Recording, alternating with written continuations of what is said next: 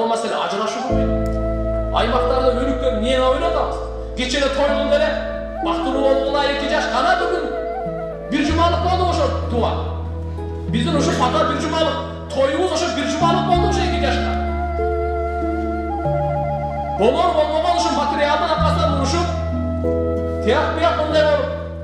Туганда жараткан Алла Тааланын улуу неаматын биз бүгүнкү күнү бактылуулуктарын машинеде көрүп калдык, закызда көрүп калдык. Бактылуулуктарын ошол жерде ресторандагы акча төккөндө көрүп калдык. Булардын бактылуулуктарын канча себапкердир, канча махар калың бериптир, канча акчага көрүп калдык. Бактылуулугун акчага санап калдык. Туганда бактылуулуктун чыты дагы жок. Бактылуулук 2 жаштын туп мүнөзүндө, 2 жаштын жакшы бири-бирине болгон жылы сөзүндө, бири-биринин урматы сүйүүсүндө. Биз ага байлабайлы нерсе буюмдарга. Мынакей пайгамбар саллаллаху алейхи вассалам бизге кандай жол берген? Канча балдарыбызды үйлөтөбүз, канча неме отабыз? Муфтиятка эми эсеби жок ушул суроолор келген. Мындай болду талак болуп кеткен, мындай акчасы кимде болот, бала чакасы кимге калат? Мына 4 жашар кызы калды, ким калат? Кайненеси талашып атат, мындай алат, сотулашып атат. Жарай. Мына кантип бизде өнүгүү болот? Эгерде үй бүлөдө өнүгүү болбосо, эки баш кушкондо эгерде ушул ортосундагы адеп акылакка өнүгүү болбосо, бири-биринин сый урматында өнүгүү болбосо, биз кайсы өнүгүүнү эңсейбиз? Мына туугандар бизге ушул руханий жагынан көңүл бура турган, баарыбыз ушул жерде өзүбүздүн мүмкүнчүлүгүбүзгө жараша салымыбызды кошушубуз керек. Албетте, имамдын жоопкерчилиги чоңураак. Айыл өкмөттүн жоопкерчилиги, ошол жердеги экономикасы, налогу башкасы ал жерде чоңураак. Бирок жалпы баарыбыздын жоопкерчилигибиз бар да. Ала куллукум раи ва куллукум мас'улун ан раияти. Пайгамбарыбыз айткан, ар бириңер жоопкерсиңер. Ошо жоопкерчилик ишиңерде сөз жоопко тартыласыңар деген. Менден мурда да өтө маанилүү сөздөрдү айтып кетти. Биз акчаны тапканга эле жооп бербейбиз кыямат күнү. Сактаганга да кайда сактадың деген да суроо бар. Мынага да жооп беребиз туугандар. Алланын алдында кул менен падыша, араб менен ажам, кара менен актын айырмасы жок экен тууган. Алланын алдында адамдын кадыр-баркы, адамдын баасы таквалыкка жараша. Аз жашаса дагы таква жашады. Аз жашаса дагы, аз рызкысы болсо дагы таква жашады. Кандай? Бирөөнүн малына көз салган жок. Бирөөнүн малына көз салган жок. Уурлукка барган жок. Аранга барган жок, коррупцияга барган жок, тартып алганга барган жок. Өзүн таза кармады. Алкымын таза кармады. Мынакей биз аймакта өнүктүүгө кайсыл жака көңүл бурушубуз керек? Мен руханий жагынан айтып кетип атам, урматтуу туугандар. Мына аймактарда өнүктү. Бекенди сүйүү.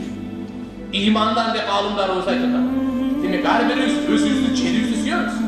Анткени мен кинти каным ошол жерде төгүлгөн, мектепте ошол жерде окуган. Азыр исрапкерчиликке кудай кааласа очередь келет. Биз ушул жерде туура багытка сарптасак өтө укмуш болмок. Азыр эле айтып аттым эле. Биз канча үстүнөн мээнет кылып акча таппайлы. Челектин түбүн бүтөмөйүнчө ал эч качан сүт токтобойт. Түбүн бүтөбөйт, тешиктерди бүтөмөйүнчө ал эч качан биз өнүкпөйбүз ага. Ал ага берет, үстүнө канча куя берсеңиз ага берет. Ал исрапкерчилик деген ушундай. Буну токтомоюнча, исрапкерчиликке бааны мен сиз эмес, Алла берип атат. Келечеги жок деп атат. Биз акылыбызга келейли турганда. Алла айтып атат, бул исрапкерчиликтин келечеги жок, бул шайтандын достору деп атат. Өспөйсүң, өнүкпөйсүң, чыркабайсың. Бактылуу болбойсуң, чечиң. Жараткан Алла баа берип атса дагы айтабыз. Эмне үчүн айтып атам? Мүмкүн баардык элге биздин азыр бүгүнкү күнү үнүбүз жетпейт. Бирок чоң үмүтүбүз бар. Бийлик колдоп атканда, бийлик ушуга өз колуна алып атканда, ушул жердеги мынакей эң акылдуу аймактар, элин мүлкүн, мамлекеттин жерин чыныгы өнүгөйүн деп ушул жерде топтолуп отурганда, Кудайым буюрса иншалла биз азыр барганыбызда ушул эле калтырбастан кайсы жакшылык жамандыкка барайлы, кандай жыйын чогулушка барайлы, ошол жердеги маселени көтөрө турган болсок, чечкиндүү иштерди кабылдана турган болсок, Кудай кааласа, жакын эле арада иншалла бул ишке ашыра алабыз деген чоң үмүттөбүз. Анткени бийлик дагы, бүгүнкү мынакей диний кызматкерлердин дагы борду өтө чоң. Жума күндө эле карайлы, Рамазан айында карайлы, ифтарларды карайлы, ажыларга барганды карайлы, аалымдарыбызды карайлы, карыларыбызды карайлы. Алхамдулилlah, таасир эте турган, бүгүнкү күндө коомго таасир эте турган, сөзү өтө турган. Ушундай иншалла чагандар бар бизде. Биз чечкиндүү бир ынтымакта, бир бисмилла деген дегенде бир пландуу ишти аткара турган болсо, аймактарды кыдырып, чыгып жүрөктөн кызыгып дегендей, күйүп элибизге, жерибизге буюрса иншалла бул ишке ашырда Жараткан өзүнүн жардамы сөзсүз болот. Албетте, адилеттүүлүксүз аймак өнүшү мүмкүн эмес.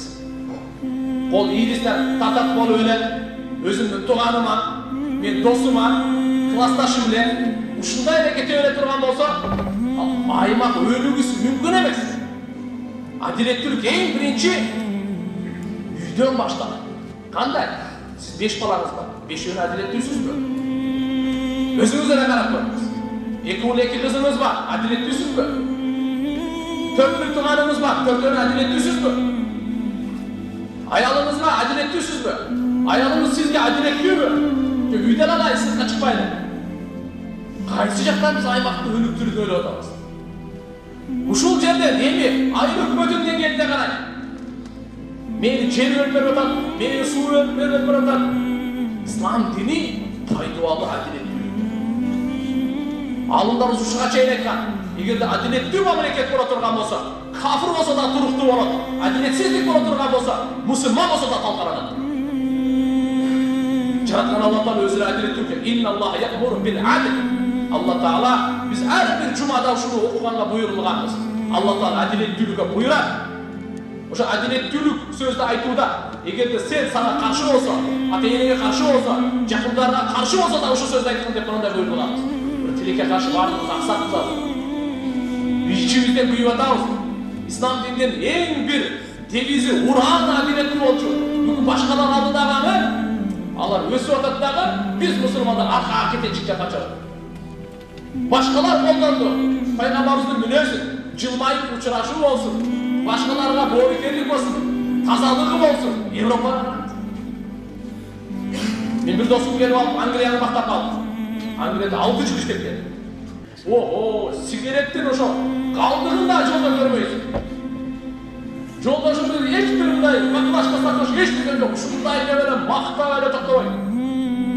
Ана мен айттым, кара дедим. Ошо тазалык алар мынакей өзү туутуп атат. Биз өнүктүк деп атат, тазалыкты кармапчы. Ошол жерге жетсе, ал жерден биздин исламдын ыйман ошол жерден башталат деди. Алар жеткен жерден биздики башталат. Пайгамбарыбыз саллаллаху алейхи ва саллям айткан: "Ал-иману бид'у саб'уна шу'батан, fa afdaluha qawlu la ilaha illallah wa annaha imatatu al-adhan at-tariq wa al-haya'u shu'batun min al-iman." İmanın 73'tön 79'a çeyin butağı var. En ulu жогорку бутагы ла ilaha illallah болсо, эң төмөнкүсү жерден, жолдон адамга ыза бере турган нерселерди тазалап таштоо. Мебелат тикенек болобу, шише болобу, баклажка болобу, сигареттин немеси калды болобу, түкүрүк болобу. Канча акча жумуз, ай түкүрбөйлү. Машинеде памперсти ыргытпайлы. Албетте бир жерге барсаң ошол жерден кичине мында уборкадан тазалап кетейли. Биздин маданиятыбызды туалеттен башталат. Кечиресиздер, улуу сөздө шарым жок. Кана bizde namazga ошо денеңиз дагы таза болбосо, кийимиңиз таза болбосо, окуган чайыңыз таза болбосо кабыл болбойт намазыңыз. Биринчи башында эле шарт бузулуп атат мынакей. Бирөөнүн акысын жеп намаз окуп турган болсо кабыл болбойт деп атат. Анткени кан бузулду, кан тазаланган жок дейт. Өзүңүз денеңизди тазаладыңыз, эми ушуга ниет кылыңыз, каныңызды тазалап окуганга дейт. Кан кача тазалат? Мен бирөөгө сулумду кул акчасын алып алса, урдап алса, кайпайтып алса, тартып алса, паракорлук алса, коррупция, каяктан кан таза, каяктан намаз? Ошондуктан биз мына жерге адилеттүүлүктү тургузмайынча мүмкүн эмес. Кайрымдуулук. Ислам дини кайрымдуулукта. Мынакей, исрапкерчиликке канча күнөө алып атабыз. Кайрымдуулук кылса канча соо болот эле. Кайрымдуу адам Аллага жакын, бейишке жакын, элге жакын дейт. Сараң адам Алладан узак, бейиштен узак, элден узак дейт. Ошол жерге азыр мисалы ашта айтып атабыз. Ай, ушул жерде канча жолу айтып кыдырып мындай кылсак болот эле. Ошол жерде ашка кимге? Атасына, чоң энесине, тайтасына, апасына сооп болсун деп жакшы ниеттер кылып атат. Токто. Сооп ошол менен чектелген жок. Жетип бүттү. Эгерде ошол акчага жол салып койсоңуз, жайлоого бараткан жолдон да койсоңуз, бир көпүрөнөн да койсоңуз, бактара китип койсоңуз, ушул жерден ооруп аткандын жагынан белги алдырып койсоңуз, суу чыгарып койсоңуз, айыл ушул көчөсүндө шакыл төгүп койсоңуз, Аллах акбар, садакай жария. ошол жерден канча адам өтпөсүн, сиз кимге ардаган болсоңуз соо ошого жете берет. Кимге ардаган болсоңуз соо ошого түрпөй чачат. Демек азыр элибизде мондай кайнандуулуктан биз ысырапка өтүп атат да, ушу багытты өзгөртүп кой турган болсок, туура багыт көрсөтүп, бардыгы өзүбүз баштап бере турган болсок, ушуну Кудай кааласа аркабыздан тезирээк кетет деген үмүттөбүз. Бизде туугандар дагы бир маселе бар. Саясатташтырбоо динди. Динди эч качан дин таза өзү ойдон калтырбайды. Саясатташтырбайды. Мунун келечеги болбойт. Бизде айтты Орта Азияда Ханафи мазхаб деп өзгөчө мына алымдарыбызга тийишет. Орта Азияда 13 кылымдан бери өмүр сүргөн Ханафи мазхаб деп келгенбиз. Ошону кармап, ошонун негизинде үгүт насаап, ошонун бардык талаптарында чакыруулар болуш керек. Буларга бардык атайын концепция кабыл алынган Корон кеңешинде. Муну бардыгында биздин муфтияттын дагы структурасындагы негизги уставыбызда бардык ушулардын бекитилген. Ошон үчүн мурага дагы биз башка мазхабты эмес, башка динди тануулаган акыбыз жок азырчы. Анткени дин тутуу эркиндиги, бирөө намаз окубайм десе, аны мен мажбурлап алып келе турган. Мен бирөө айта турган болсо, мени Аллага ишенбейм десе, жок сен ишенесиң дей турган. Мен таптакыр атеистмин десе, аны камай турган. Андай эмес. Ар кимдин өзүнүн ыктыяры менен жакшы иштерди кылса да ыктыярында, жакшы ишеним кылса да ыктыярында. Алла Таала ар бир инсанга ыктыяр берген, мөөнөт берген. Мына ошо мөөнөт бүтөт, ошого жараша анан ахиретте жазасын же сазасын алат. Демек бизди мажбурлоо тургу өтпөйт эч качан. Бул мажбурлоонун акыры эч качан жок бул. Көңүлүнөн келсин. Оозу тутам десе деле, ажыга барам десе деле, жакшы ишти кылам десе, кандай болбосун көңүлүнөн. Бирок ошо көңүлдүү болуп талап кылып келгенде, аны биз сындырып койбойлу турган. Бул жагы да эске алайлы.